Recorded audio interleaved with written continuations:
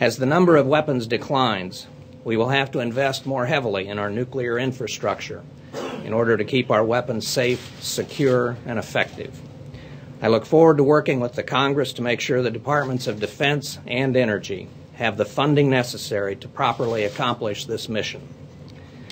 The subject of America's nuclear deterrent and this treaty carry special personal meaning for me.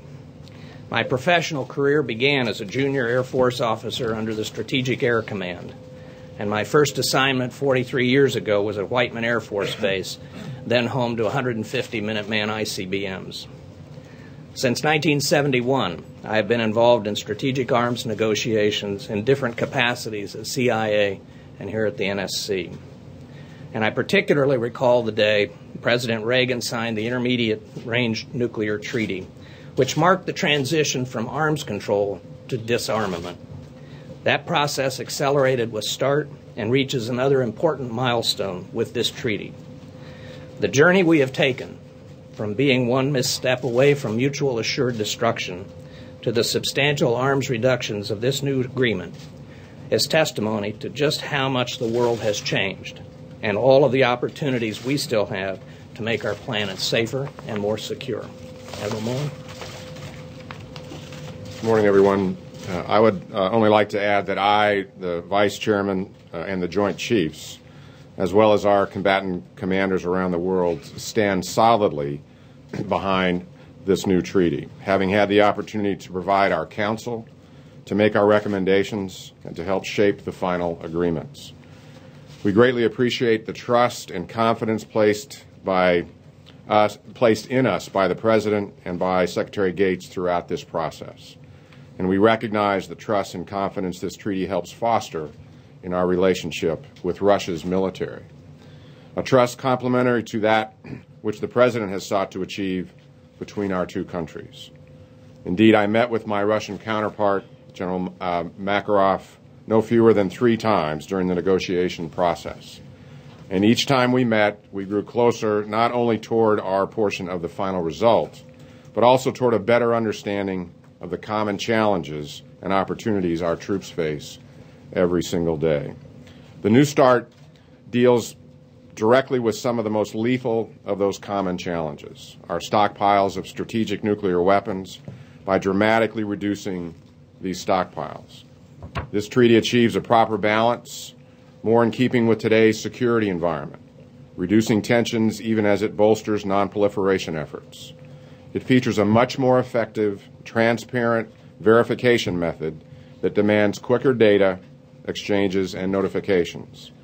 It protects our ability to develop a conventional global strike capability should that be required. And perhaps more critically, it allows us to deploy and maintain strategic nuclear forces, bombers, submarines, missiles, the triad which has proven itself over the decades, in ways best suited to meeting our security commitments. In other words, through the trust it engenders, the cuts it requires, and the flexibility it preserves, this treaty enhances our ability to do that which we have been charged to do, protect and defend the citizens of the United States. I am as confident in its success as I am in its safeguards. Thank you.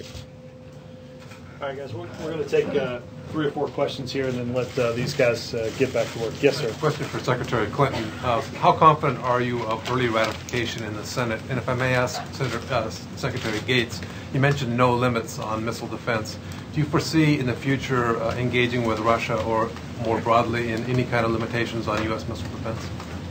Well, Bob, let me say that we are focused on ratification. We're working hard. We're going to engage deeply and broadly with all of the members of the Senate, and we're also informing members of the House as well. I'm not going to set any timetables, but we're confident that we'll be able to make the case for ratification. In fact, I think if you look at the last 3 major nuclear arms treaties, the SORT Treaty of 2003, 95-0, START 1 Treaty, 1992, 93-6, the INF Treaty, 1988, 93-5. So I think when it comes to The goals of this treaty, and as both Bob and Mike outlined, the great balance that it strikes, there should be very broad bipartisan support. I would say that we will continue to try and engage the Russians as partners in this process.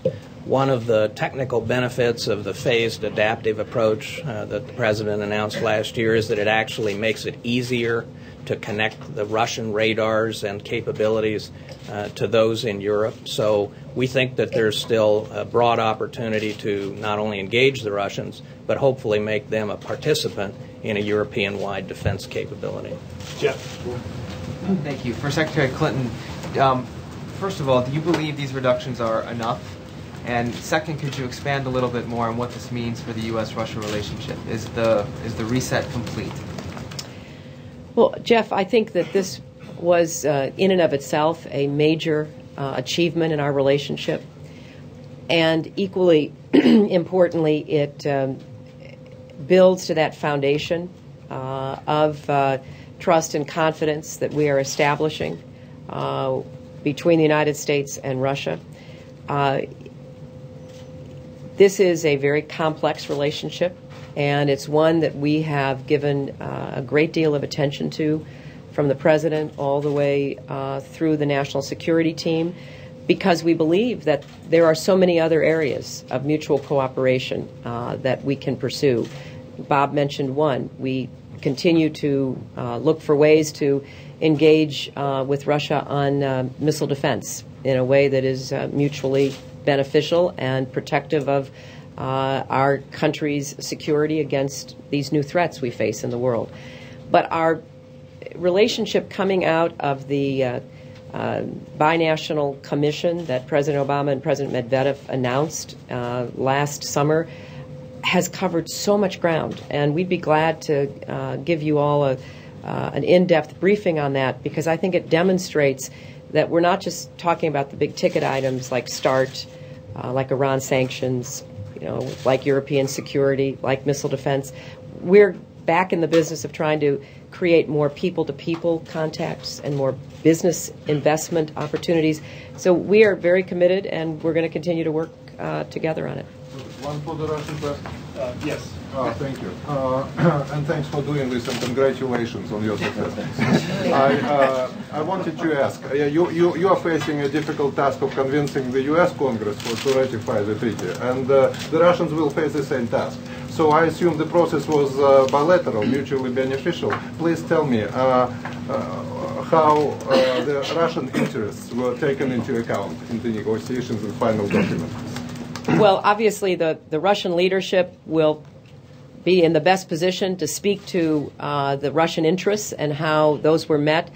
But what we both believed as we went through this difficult negotiation was that cutting our arsenals by 30% was in the best interest of both of our countries, increasing more confidence between us with respect to our nuclear programs.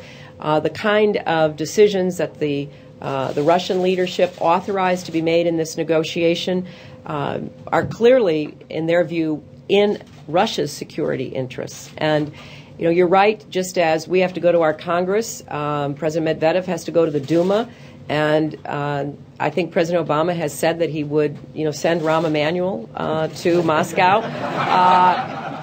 And we all immediately endorsed that offer. So if President Medvedev wants to take us up on it, we're ready. Madam Secretary, congratulations. Obviously, a couple deadlines were missed on the way to today's announcement. What were the sticking points, and how were they ultimately resolved? And then, what's your message to Europeans who are still concerned about the nuclear missiles aimed at them from Russia? Jake, in any complex negotiation, there are going to be points along the way where negotiators have to go back to their capitals, where the negotiators need to delegate in-depth conversations. You heard Mike Mullen say what he had to do with his counterpart, Bob. I had to talk to my counterpart, Sergei Lavrov, many times. because the president's, President Obama and President Medvedev's directions were very clear. We want to do this, and we want to get it done in a timely manner. But it took a lot of work. Just a few weeks ago, I dispatched Undersecretary Tauscher to Geneva because we needed to make it absolutely clear that this was a priority at the highest levels of our government. The Russians responded to that very positively, and we began to just work out the last details.